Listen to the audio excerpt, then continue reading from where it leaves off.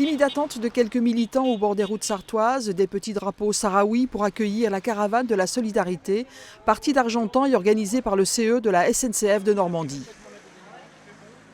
Je pense que dans la vie, toute action a le mérite d'exister parce que c'est aussi une manière de faire connaître la situation du peuple sahraoui.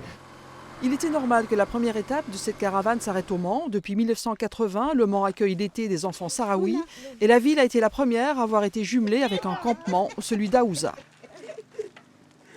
Actuellement, avec ce qui se passe au Sahel et en Afrique, je crois que les jeunes Sahraouis, les jeunes adultes Sahraouis qui pourraient être tentés par des tentations pas très sympathiques, ne le sont pas ou le sont beaucoup moins que tous les autres, parce que justement, il y a eu cette solidarité française, européenne, espagnole, qui leur a donné une vision de l'Occident qui n'est pas celle des États, mais des peuples solidaires.